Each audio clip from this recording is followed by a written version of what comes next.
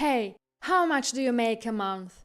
Sending $4,000 to your parents is just unfair. Help us out financially. I'm married now, so I have no obligation to that household anymore. If you need help, look elsewhere. What? You got married looking like that?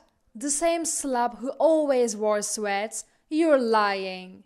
I was boiling with rage at Jane's crude laughter. Let's rewind a few months. This was when I was still living at home. My name is Diane. After graduating from college, I started working from home, so there was no need to move out. Life was peaceful until it was abruptly disrupted. My brother Brian and his wife Jane moved into our family home. Apparently, they were struggling financially and thought they could save on rent by living with us. Brian had a job, but it was clear why they were broke: Jane's extravagant spending. Jane always wore fancy clothes and expensive jewelry. It was obvious that Brian's income alone couldn't sustain their lifestyle. I don't mind them moving in. I had lived with Brian until he graduated from college. Jane was the outsider, but she was now family, being Brian's wife. I had no intention of refusing to live with them, but they seemed to feel differently. It started when Jane mocked my casual work-from-home attire, calling it so unfashionable. I was shocked to hear such a thing from a family member and could only respond with, "What?" Our parents looked stunned, but Brian chuckled and said, "Leave her alone. Diane's just a jobless slub who's given up on being a woman." Brian knew I worked from home, but from that moment on, he started calling me jobless. Jane would always make snide remarks like, "You have such an ugly face. Is being a shut-in fun?" At first, my parents defended me, but they gradually started to agree with Brian, saying things like, "Diane should really start becoming independent." I felt like the whole house was against me, and just when I thought of leaving, an incident occurred. Out of the blue, Jane confronted me, saying, "Enough is enough."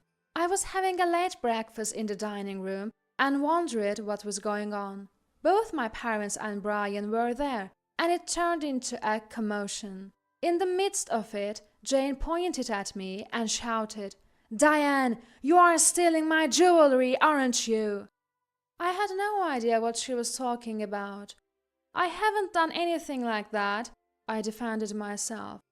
"Then why was this found in your closet?" she retorted, showing off a sparkling necklace. "You went through my closet without permission?" I asked, visibly irritated. Ignoring me, Jane said, "Everyone, come and see for yourselves," and led the way into my room. Rushing after Jane, who had left breakfast abruptly, I found her pulling out a box from the depths of my closet. A box I'd never seen before. "Look," she exclaimed, showing off the jewelry inside to Brian and my parents. "I didn't do this, okay? So you're saying Jane set this up?" Brian glared at me, and I felt myself shrink in fear. Despite my innocence, neither my parents nor Brian, who had been looking down on me lately, would listen. "We can't keep a thief like you in this house. You need to leave," Dad declared, giving me a month to move out. No matter how much I pleaded my innocence, my family only looked at me with cold eyes. There's no one in this family who will take my side anymore. I felt utterly alone and heartbroken. I started packing immediately and was done by the next day. Though I was given a month's grace, I couldn't bear the icy stares any longer. As I was about to leave, Jane approached me with a smug smile. "Done packing?" "Yes, I'll be out by today." Ignoring Jane's surprised look, I continued with my move. I thanked my parents for raising me as I left, but they still believed I was a thief and didn't respond. And so, I left my childhood home unaccompanied. I headed to my boyfriend Sam's place. Sam lived in a spacious house for a single person, and I had stayed over a few times. I had explained the false accusations to him the previous night, and he readily agreed to let me move in. Sam had prepared a feast for me, from my favorite hamburger steak to shrimp fry, salad, and soup.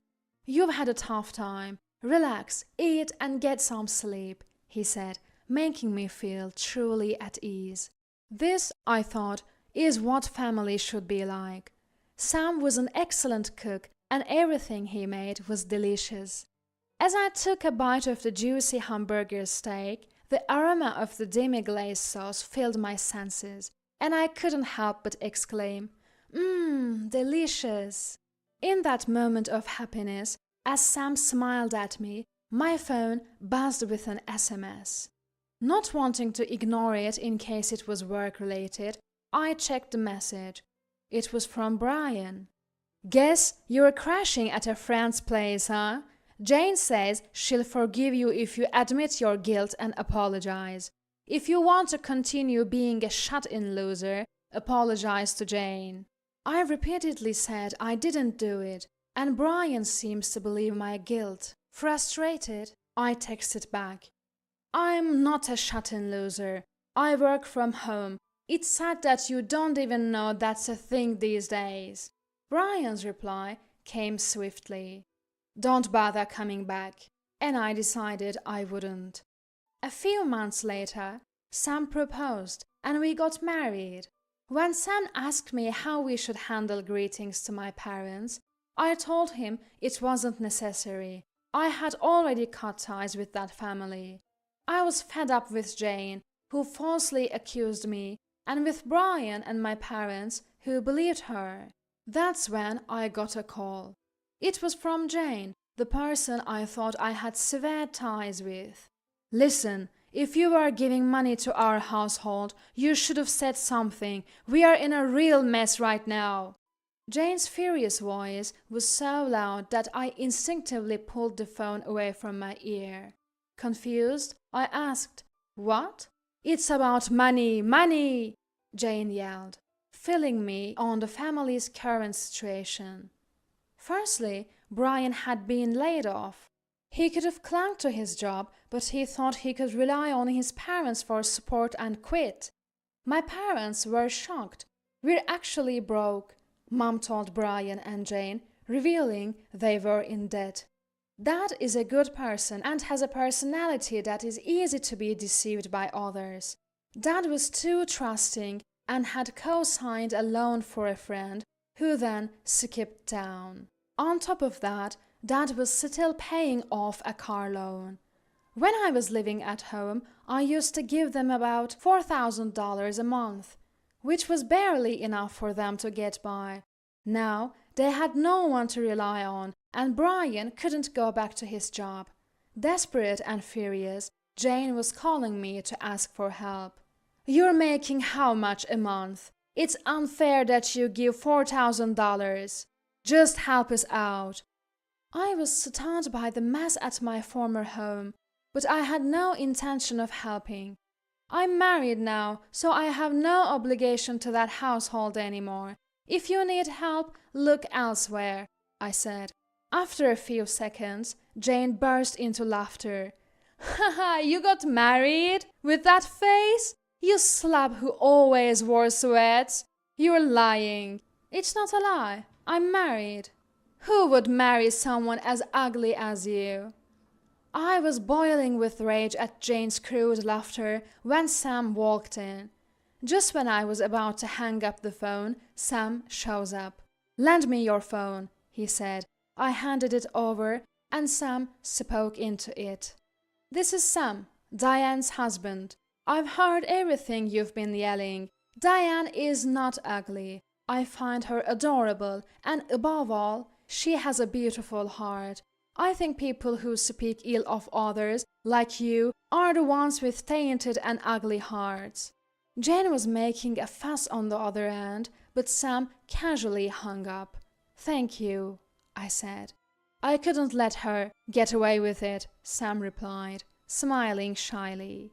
Not being a tech-savvy, I didn't know how to block numbers. Sam taught me, and I promptly blocked Brian, my parents, and Jane. Of course, I blocked their messages too. I thought I was finally free from that family, but it wasn't that simple. Our new home, Sam's place, was within walking distance from my parents' house. One day, while Sam was at work, Brian, my parents, and Jane all showed up at our doorstep. When I opened the door, a red-faced Brian yelled at Jane, "Go on, apologize!" Jane started sobbing and apologizing profusely in the communal hallway of the condo. Confused, I asked my parents what was going on. The conversation was about what happened after Brian lost his job due to company restructuring. Brian seemed stressed out looking for work and couldn't rely on his parents, who he thought would support him. This tension often led to arguments with Jane. That's when Jane let it slip. "I didn't lie just to kick that freeloader out." When Brian listened closely, he realized Jane had framed me for something I didn't do. Apparently, Jane felt the house was too small and thought she'd get her own room if I were gone. Brian was furious at Jane for trying to kick me out, their financial support.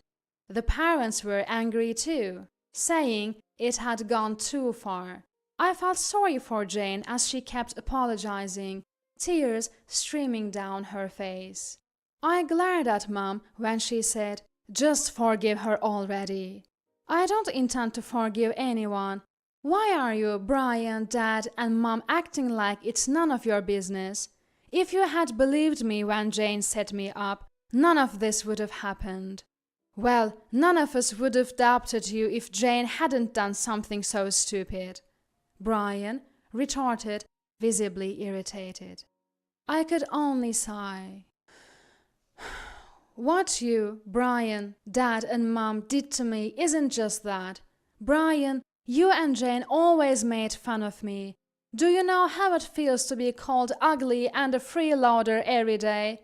Despite all the financial help I've given, Dad and Mom didn't help me either. How did you feel when I was being insulted? Didn't you think of helping me?" Accused by me, Brian swallowed his words. The parents looked shocked for a moment. Then Mom started crying and Dad looked down. "So, I have no intention of helping," I said, moving to close the front door. "Wait, please," Brian exclaimed, starting to deeply apologize next to Jane. "If things stay like this, all of us, me, Dad, Mom, and Jane, will be homeless. We might have to sell the house. Please help us." At Brian's words, the parents also knelt and deeply apologized to me. It was quite a sight, for adults apologizing, but I simply said no and closed the front door. For a while, I could hear knocking and voices calling for me, but eventually it seemed like Brian and the others had given up. When I told Sam about it after coming home from work, he asked, "Are you okay?" I smiled and said, "Yeah, we're moving soon anyway." Sam lives in a house that's spacious for one person, but a bit cramped for two. We had already decided to move to a larger home, especially considering the possibility of having kids in the future. We've started preparing for the move, and we have no intention of telling Brian and the others our new address. This way, we were able to move without any interference from Brian. What happened next was surprising. I got a call from the police. After Sam and I moved, it seems Brian and his crew visited our old home. They were causing such a ruckus early in the morning that the neighbors called the police. When the police arrived, Brian and Jane were acting out, and they ended up being taken away. Brian apparently told the police to contact me to pick him up, but why should I? I explained that I had no reason to do so, and the officer said, "I see, take care," before hanging up.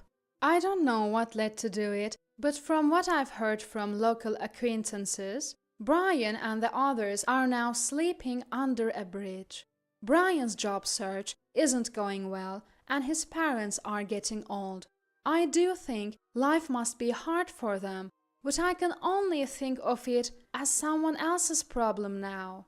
Sam and I are living a happy life. Our new home is spacious, beautiful, single-family house.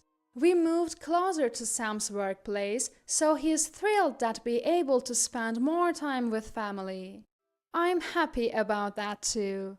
That's because I found out I was pregnant shortly after we moved. When I told Sam's parents we couldn't rely on my own for childcare, they said, "Feel free to consult us anytime." And Sam assures me, "Don't worry, I'll take paternity leave and help with raising the child. I can't wait for the baby to be born." You're getting ahead of yourself. I can't help but chuckle at Sam, who's eagerly awaiting our baby. I might have lost my blood-related family, but from now on, I want to cherish my real family.